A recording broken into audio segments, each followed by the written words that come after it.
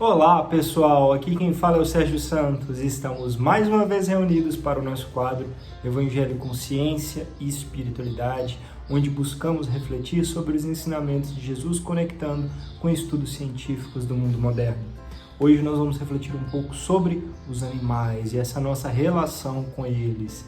E, para darmos início, façamos a nossa prece. Deus, Pai de amor, gratidão por mais uma vez podermos juntos aprender e crescer com cada passo dessa jornada. Que a Tua luz se derrame sobre aqueles que mais precisam e os bons anjos e mentores possam receber as graças de mais alto e nos amparar, inspirando nas dificuldades e necessidades que cada um de nós emana. Gratidão, Senhor, que assim seja. Muito bem, e para nós iniciarmos a reflexão de hoje, vamos ler o Evangelho de Jesus Cristo, segundo João, comentado por Emmanuel e psicografado por Chico Xavier. E o tópico de hoje é o seguinte, João, capítulo 10, versículo 25. As obras que eu realizo em nome do meu Pai testemunham estas coisas a meu respeito. Marcos indeléveis. Cada trecho do solo demonstra o seu valor na riqueza ou na fertilidade que apresenta. Cada vegetal é tido na importância do seu cerne, de sua essência, dos seus frutos. Cada animal é conhecido pelas peculiaridades de importância em sua existência. O sol constitui para todos os seres fonte inexaurível de vida, calor e luz. A água significa o sangue do organismo terrestre. O fogo no crepitar da lareira ou na devastação do incêndio demonstra realmente o seu papel inconfundível no campo imenso da criação. O juiz é respeitado pela integridade de seus sentimentos ou temido pelas manifestações de venalidade a que se acolhe. O professor é acatado consoante ao grau de competência que lhe é próprio. O médico adquire confiança conforme a sua atitude ao pé dos enfermos. O coração materno revela a sua íntima excelsitude no trato natural com os rebentos de seu carinho. O filho oferece ao mundo na experiência diária a extensão de seu amor para com os próprios pais. A criança, em suas expressões infantis, apresenta invariavelmente o esboço de caráter que plasmou em si mesma em vidas passadas. O usuário cria em torno de si gelada atmosfera de reprovação pelos sentimentos que nutre no imo do próprio ser. O leviano carrega consigo constantemente os prejuízos da ociosidade ou do vício, complicando-se na intemperança dos próprios dias. O cético representa onde estiver a aridez da mente hipertrofiada pelo orgulho infeliz. O crente, leal a si mesmo, evidencia o poder da sua fé nas posições assumidas perante os chamamentos do mundo. Enfim, todas as criações do excelso Pai testemunham-lhe a glória no campo infinito da vida e cada espírito se afirma, bem ou mal, aproveitando-as para subir à luz ou delas abusando para descer às trevas. Como aprendizes do Evangelho, portanto, cumpre-nos indagar a própria consciência. Que tenho executado da vida como aplicação das bênçãos de Deus? Não nos esqueçamos, segundo a lição do Senhor, de que somente as obras que fizermos em nome do Pai é que serão marcos indeléveis de nosso caminho a testificarem de nós. Que assim seja. Eita! Mais um texto profundo, que fala diretamente ao nosso coração. Nesse trecho dessa passagem comentada por Emmanuel, o mestre vem nos falar quais são os marcos indeléveis que ficam em nós. O que marca, que não vai embora, que fica na alma e permanece conosco. Tudo tem a ver com a forma que nós expressamos o que nós vivenciamos no nosso dia a dia. E aí, Emmanuel nos traz uma lista de situações, falando que, por exemplo, aquele que não crê em nada traz aridez para o seu redor, ou seja, nós emitimos o que nós somos. Aquele que tem fé traz uma áurea de esperança para onde vai. As plantas são reconhecidas pelos seus cernes e benefícios que traz para o seu ao redor, para o seu convívio, para nós que estamos nesse derredor. E os animais trazem os seus benefícios de acordo com a sua capacidade interior, com o que são, com o seu objetivo. A vaca dando o seu leite que nos alimenta, o cachorro sendo alegre, feliz e companheiro, o gato nos trazendo ensinamentos da forma de viver e levar o seu dia a dia, os pássaros com seu canto e assim por diante. Cada ser transmite para o seu derredor a sua marca indelével que leva consigo. E nós temos uma obrigação de evoluir e aprender com cada passo para nos tornarmos melhores. E isso não é sem esforço. E aí, a mensagem que nós vemos hoje e que nós trazemos é: sejamos nós também artífices das nossas melhorias. Se é a forma de lidarmos com cada situação e transbordarmos o que somos para o nosso mundo, para o nosso redor, nós temos que fazer um esforço para que isso seja melhor. Se nós queremos ter resultados melhores, temos que ser melhores por dentro para transbordar essa melhoria para fora. E aí colheremos esses mesmos frutos. Então, o caminho está aí dado pela natureza.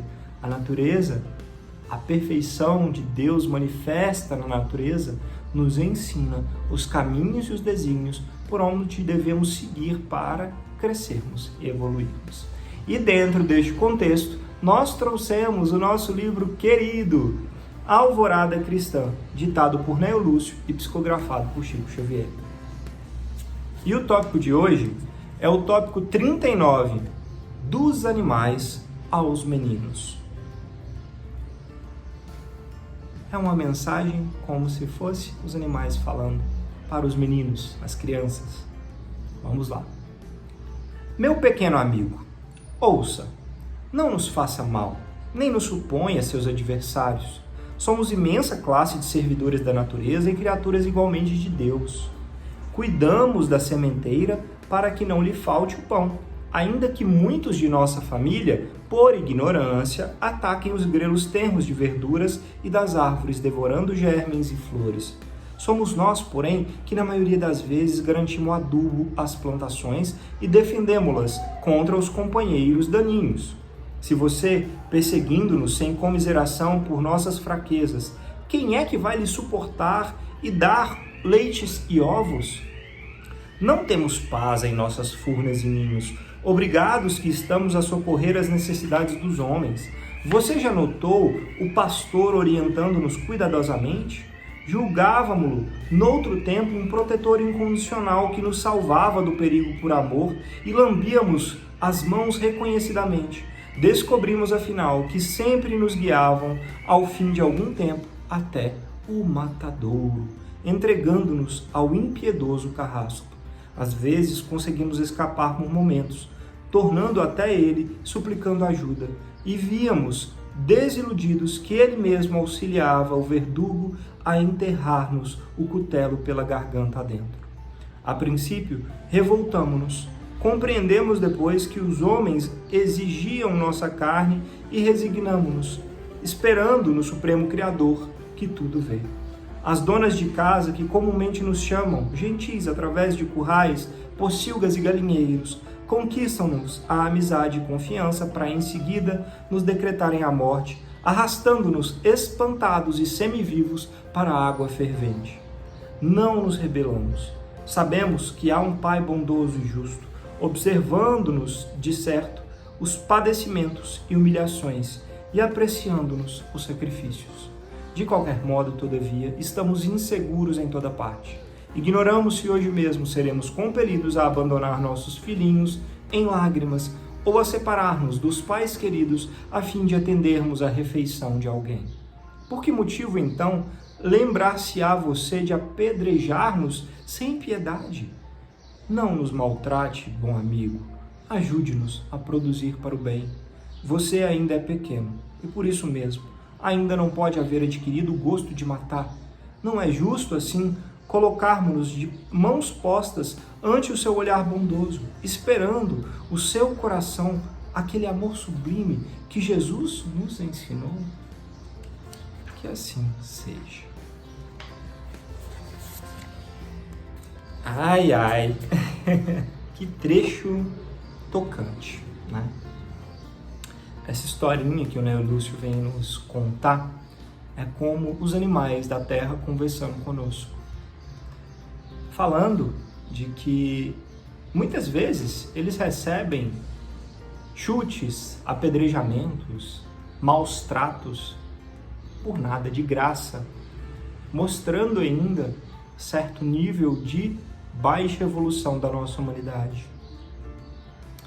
E, mesmo assim, eles continuam nos servindo, produzindo alimentos, ovos, leite e até mesmo oferecendo a sua carne para a nossa alimentação, que ainda não consegue atingir um patamar de evolução, que ainda chegaremos lá, tenho certeza disso, para não precisarmos tirar a vida de outro ser para nos alimentarmos.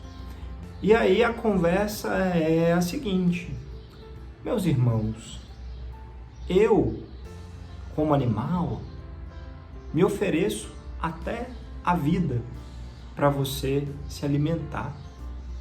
Para que me maltratar? Por que me maltratar? Por que me apedrejar? E aí nós paramos para refletir que todos eles têm sentimentos em diferentes níveis de percepção e de evolução. Claro que desde uma lagarta até o mamífero, né? Nós temos aí répteis, aves e mamíferos em diferentes níveis, né? Peixes, mas todos sentem, em maior grau, alguns em menor grau. Os mamíferos com a sensibilidade de emoções e percepções praticamente como as nossas, né? E aí nós temos que refletir.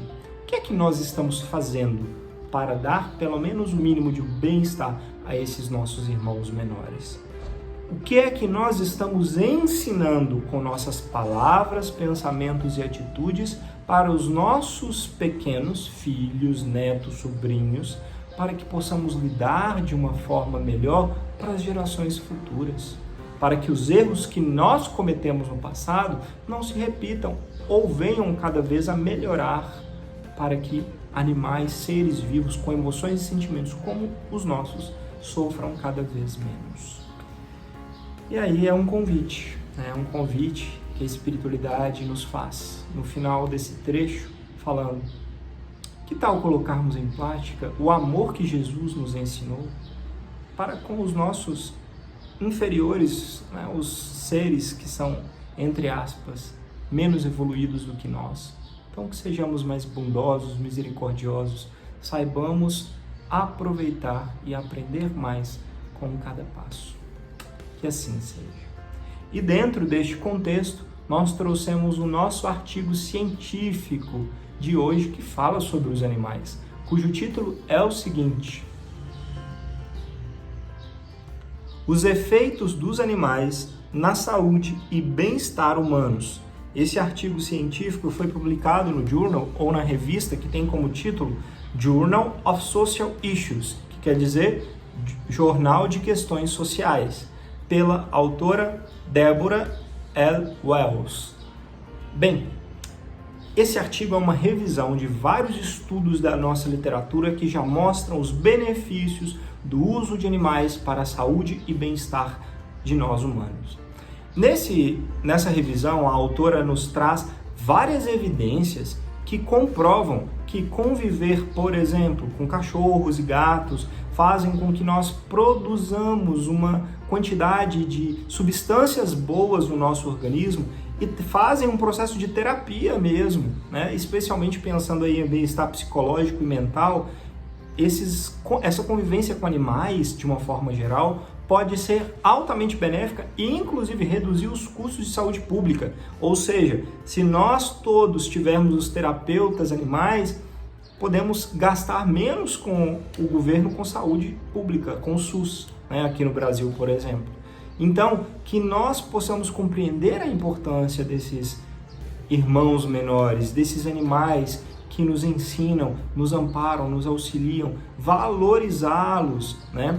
Alguns estudos mais recentes mostram, por exemplo, que aquele cheiro que tem de terra no curral ou em fazendas pode trazer melhoras imunológicas, melhorar a nossa imunidade e assim por diante. Cada vez mais estudos. A equinoterapia, né? Pessoas altamente debilitadas, com saúde mental gravemente prejudicada, fazendo tratamento com cavalos, né?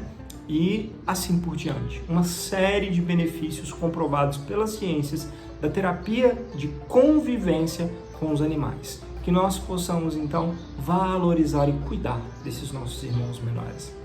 Que assim seja. Façamos, então, a nossa prece de encerramento.